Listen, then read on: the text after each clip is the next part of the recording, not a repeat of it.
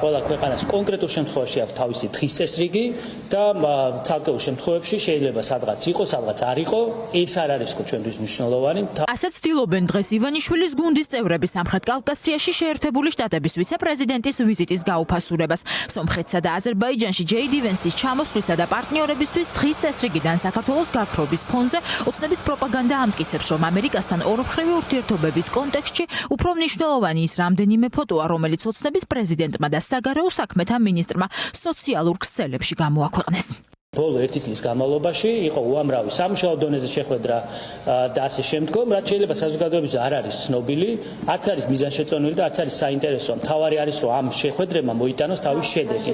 და ჩვენ ვხედავთ, რომ ეტაპობრივად ჩვენ ვიღებთ უკვე ძალიან პოზიტიურ გზავნილებს ამერიკის ადმინისტრაციის მხრიდან და საზოგადოებაც ნახავს, აი შეხვედრაც ის კონკრეტული გზავნილებიც, რაც გაკეთდა სახელმწიფო მდივნის მხრიდან, ვიცე-პრეზიდენტის მხრიდან და რაც თავარია, ეს არის პირველი ძალიან პოლიტიკურ დონეზე, უმაღლეს დონეზე კარგი გზავნილები. ჩვენი ქვეყნის ინტერესებს არც ხელის ჩამორთმევაში გავცვლით, არც ვიზიტებში გავცვლით, არც აი ამ Deep State-ის ფილიალის მსგავსად საფეხზე არ დავდგებით.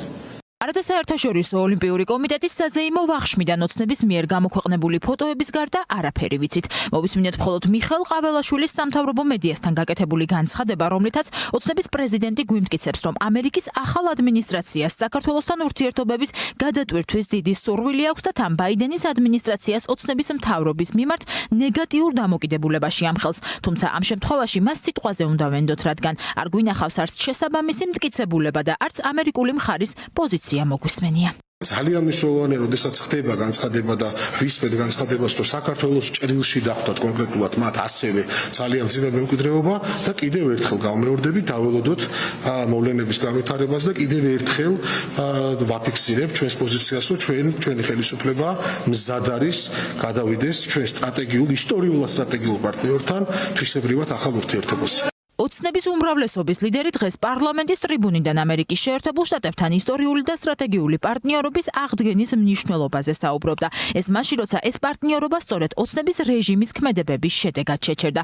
ადამიანის უფლებების დარღვევასა და რეპრესიულ პოლიტიკაში მხილებული ივანიშვილის ხელისუფლება კი ამტკიცებს, რომ ამერიკის მოქმედ ადმინისტრაციას მასთან ღირებულებითი თანხმედრა აქვს. რეალობა სრულიად განსხვავებულია. ამ რეალობას პირველ რიგში ადასტურებს ის, რომ ჯეიდი ვენსი ახორციელებს რეგიონში ვიზიტს, სადაც საქართველოს საერთოდ დღის წესრიგში არც დამდგარან საქართველოს არათუ ვიზიტი, არამედ რაიმე ფორმით საქართველოს მონაწილეობა იმ პროცესში, რასაც ქვია რეგიონში სამშვიდობო პოლიტიკის დამყარება. ეს ცალსახად მოწმობს იმას, რომ ამერიკის შეერთებულ შტატებს ივანიშვილის რეჟიმთან მიმართებით თავისი პოლიტიკა არ შეუცვლია, არც აპირებს რომ გადახედოს.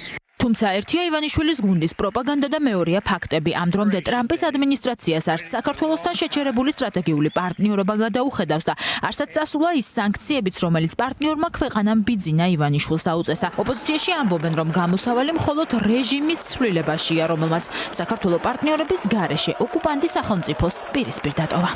აი ამ ვითარებაში, როდესაც კავკასია ძალიან ნათლად ყველასთვის, საქართველოსის და მის ფარგლებს გარეთ, კიდევ ერთხელ გამოჩნდა, რომ არის გლობალური პოლიტიკური ძალების ინტერესის საგანი და ერთ-ერთი მთავარი პრიორიტეტი იმ ახალ უსაფრთხოების სურათში, რომელიც იხატება. აი ამ ვითარებაში საქართველოს მოქმედი ხელისუფლება ამ ქვეყანას ალაგებს სოფლიოს ისტორიაში და დღეს ყველაზე პირსისხლიან გლობალურ ძალასთან, რუსეთთან ერთად ახდენს ჩვენს იზოლაციას.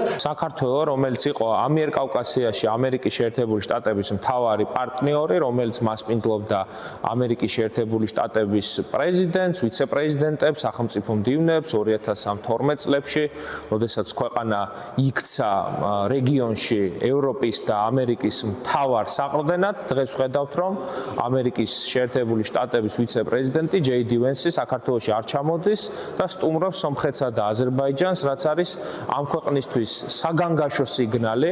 აქამდე ივანიშვილის რეჟიმის მცდელობები ამერიკის შეერთებული შტატების ახალ ადმინისტრაციასთან ურთიერთობები გადაეტვირთა, უშედეგოდ დამთავრდა. ოცნების პრეზიდენტმა და პრემიერმა დონალდ ტრამპს ღია წერილებიც კი მისწერეს, რომლითაც დაზიანებულ პარტნიორობაში ამერიკულ მხარეს ადანაშაულებდნენ. მეტიც, ივანიშვილი თავისი პროპაგანდისტის მეშვეობით ტრამპს უკვე ომის პარტიის მთავარ წარმომადგენლად აცხადებს.